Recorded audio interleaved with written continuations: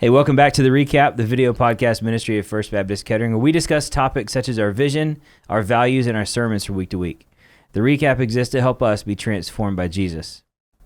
With that, let's get started.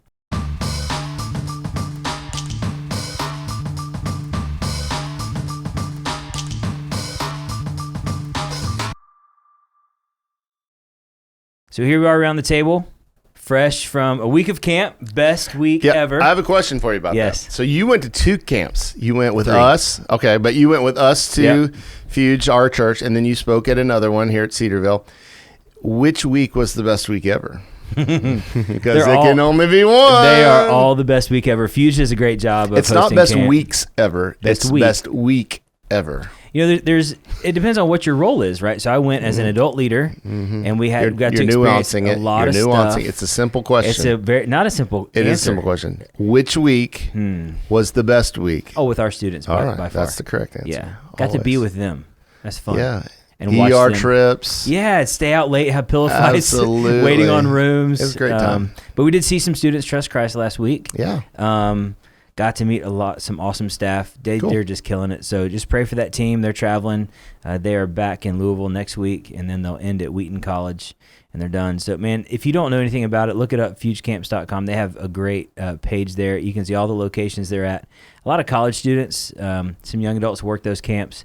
Our very own Harris has worked for them before, and some of our other students, Maria Griffin and Betsy, Maria, a lot of crew. Kids. Molly Atkins worked for them. Traveling and leading me, Students of Christ, Chad did, and Candace. That's right. Yeah. I have never worked for Lifeway in that capacity, but I had the privilege to be the camp pastor last week. So a lot of fun.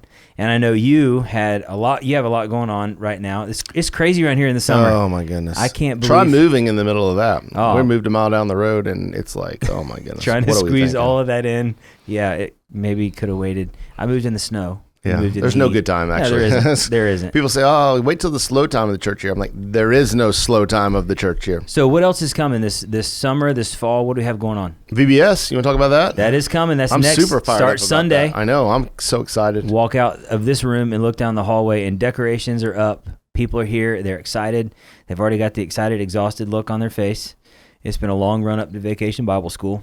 If you have not signed up your kids and grandkids, neighborhood kids across the street, all around the world, you need to get on the website. All around the world. We want everybody. We want everybody here. Yeah, Bring it's them. going to be fantastic. Make sure you get signed up. Signing up ahead of time, pre-registering, number one, it helps us immensely. But number two, on that first night, next Sunday night, when you show up, it's going to be a huge benefit for you to have already pre-registered. That's so right. Make sure That's you do right. that. And Vacation Bible School goes up to grade 7. Our VBX for our students is those who have finished 5th through 7th grade. We also have kindergarten through 4th grade is for our elementary kids. So we have both going on. Next week's going to end with a family fun day, a picnic after church on the 24th.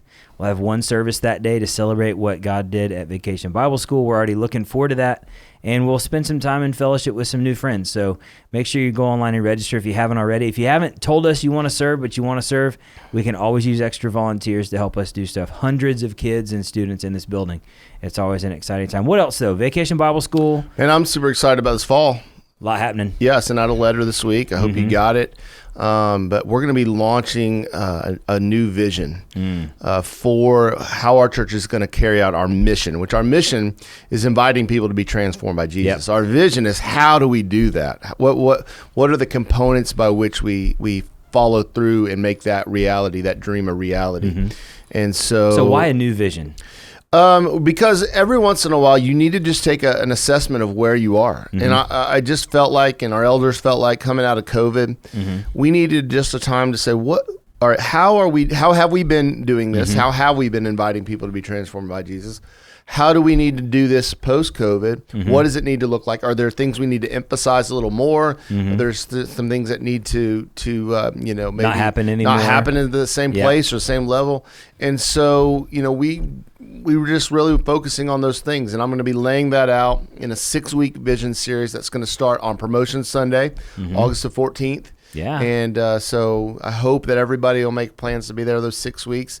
The last of the 6 weeks will be our 65th anniversary as a church. 65 years. And I can't think of a better way to finish our vision series by talking about where we're going than to be able to celebrate where we've come from. Which will also have what? That same day. We're going to do a what? Big party, Big cookouts, party, yeah. One service, both campuses together. It's going to be fantastic, and so you don't want to miss that. It's going to be great. So when we get into a new series, and you mentioned our vision, right? Inviting people to be transformed by Jesus, and a new vision kind of shows how we get that done. But inside all of that framework of our vision and getting a new vision statement, a new vision process, and reemphasizing some things, waking up some areas of the church maybe, or some of the really, body of the church. It's not a new vision. No. It's people always talk about vision and mission, and what vision does, in my opinion, is it just brings focus back to things that maybe you were already doing or they were already priorities. We're not going to come out in a vision series and like, here's something you've never heard of before. No way. It's going to be things that you have heard me talk about for the last 11 years. Our church already has a heartbeat for these things. It's just, how are we going to do them more impactfully? How are we going to do them better? How are we going to do them in a way that captivates the heart and mind of people to give and to pray and to go and to serve and to love more deeply and more passionately as we focus on those things, which lead us to our ultimate mission of inviting people to be transformed by Jesus. So I don't want people to get scared, like, oh, I don't want it. I like it. I don't want it to be. It's going to be a fresh and an exciting opportunity. It's not a new statement about what we believe. It's not a new statement about who we are as a church. Correct. Because those things are the same. So one of those things that we value, right, is biblical authority. That's one of the things we stand on. Let's talk about this Sunday. Okay. We started off Ecclesiastes chapter 10 with dead flies.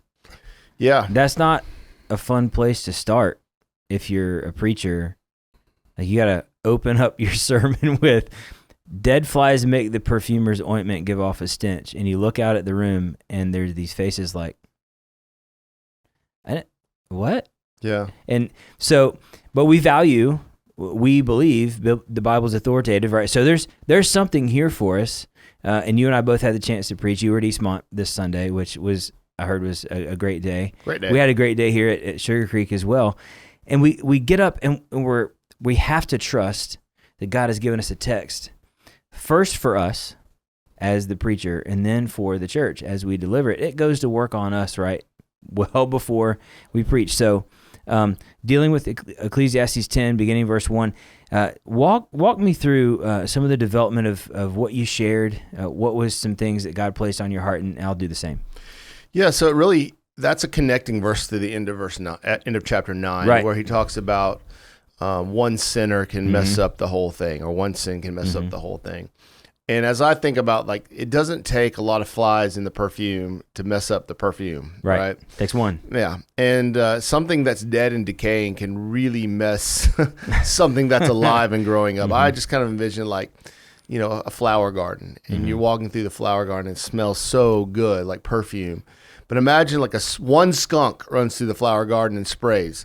Like, that can mess up the whole flower garden. The flowers don't smell as good. Yeah, I mean, terrible. So it's one of those things. That's the way sin is in our lives, and that's the way foolishness is. And I just talked to Eastmont about how one bad choice can, like, I can't tell you how many couples I've sat in front of 20 years, 30 years, 40 years of marriage, and one of them made one bad choice on one Friday night, and the whole marriage falls apart because of one instance. And that can be true of a lot of different things, not just marriages. But it doesn't take much foolishness, much folly to ruin something really good. Right. So you start with that. So helping us see that Solomon actually sets up the rest of the message in the first 3 verses. Yeah. The rest of his chapter flows from 1 through 3. But it's a helpful thing. And not, you mentioned marriages, couples, bad decisions. And how many men have we seen even recently in ministry because of some foolishness, some poor decision making? A legacy of leadership in ministry is just destroyed. Yeah. And far be it from us to think that in either capacity, in our marriages, as dads, as pastors, as leaders, even as church members, right, that our decisions don't have consequences. Yeah, or that somehow we're immune to making a bad choice. Like, I have to get up every day and be like, don't be an idiot today. Yeah, and even if I make a bad choice, I'm not immune or outside of God's judgment, right? And careful discipline. He disciplines us appropriately. Yeah. So when I approached this, it was this, oh wow, he's really driving home this thought that missteps are more than just missteps. They're giant missteps.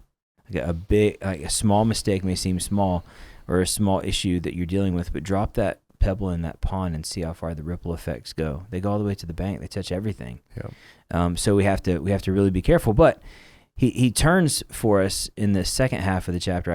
I broke it apart after verse 3 and verse 4 and all the way to the end. He's giving us examples. Mm-hmm. Explaining some things. So what was one that stuck out to you the most? Which one did you say, oh, yeah, got me? I honed in on the one about the slave and the prince. Yeah.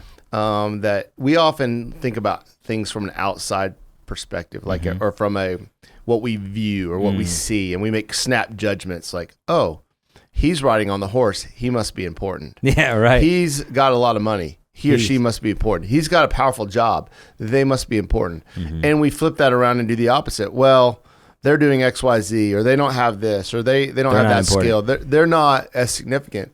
And I think what Solomon is saying is be careful, because it may be the slave that's on the horse, and it may be the princess walking through the garden. And you cannot judge who is wise and who is foolish by looking at the outside.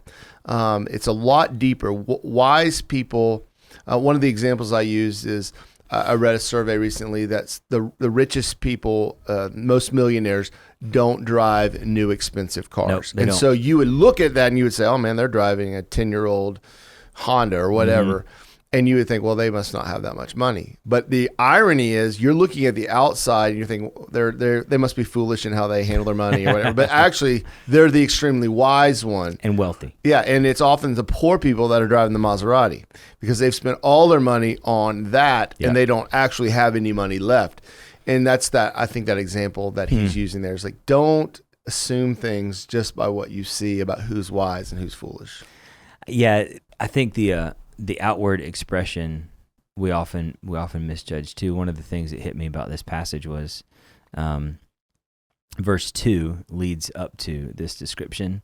So here's what gripped me. He says, a wise man's heart inclines him to the right, but a fool's heart to the left. So wisdom and folly is really overflow of where your heart is. Like I'm choosing to follow after Christ, and I'm going to incline a certain way. I want to be wise. I want to ask him to guide my steps.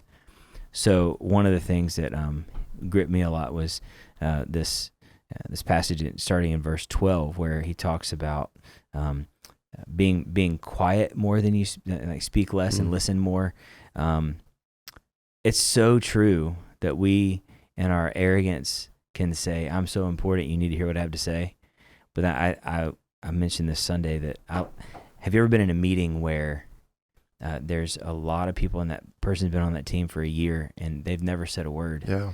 And everybody else has talked, and then when that person does speak, everybody gets quiet. Yeah. It's interesting how it is. I can think of a few I sat people in a meeting happened. actually today in which I ran my mouth too much, which won't come as a surprise to anybody who knows me about sitting in meetings like that. And that's something that I want to continue to work on personally is like, I don't need to say everything about everything that I don't always know much about anything. Oh. So yeah, that's so knowledge is limited. So let's just say I did not put into practice what I preached this week. So I have a long ways to go. It's funny how the Lord does that, right? Gives you an opportunity, and you're like, oh man, there I go again. Yeah, and I know I'm doing it. While I'm doing it, I'm like, just shut up, stop talking. But I can't. And I just keep talking. And one more thing. Yeah. So looking at this extremely practical second half of Ecclesiastes 10, not easy to start, but Solomon points us in a direction to see that the actions and attitudes that we give off are more than just behavior. It's real. It starts here. It starts inside. Yep. Any final thoughts of where we're going this week? What's happening this week? Some more of the same in the sense that he's continuing with these kind of standalone proverbs. But hopefully I'm going to be able to draw some similarities. I'm going to take the opposite approach of in chapter 10. I was like, these are what foolish people do. Mm-hmm. And I'm going to now flip it around and say, okay, well, if you walk in wisdom, here's how this is expressed. That's awesome. Looking forward to it. I know folks are anxious to hear about some wisdom in any way they can get it in the midst of a crazy, we all need it, mixed up world. The good news is James tells us that if any of us lacks it, that we can ask God, and He provides it generously to us. So that's right. I'm in need. So, hey, listen again. Don't miss out on this Sunday, both in worship in person or online, or later on the evening to kick off Vacation Bible School. We'd love to have you. Love to have you and your family involved. Your kids, your students, bring them. It's a great week. It is exhausting work, but it is amazing. Kingdom impact. Yeah, it's huge. One of my favorite weeks out of the year. So don't miss out on that. Make sure you click like and subscribe here on this channel to keep up with what's happening around here. We look forward to seeing you this Sunday in person or online, or for Vacation Bible School. And don't forget, let's go out and be the church. Have a great day.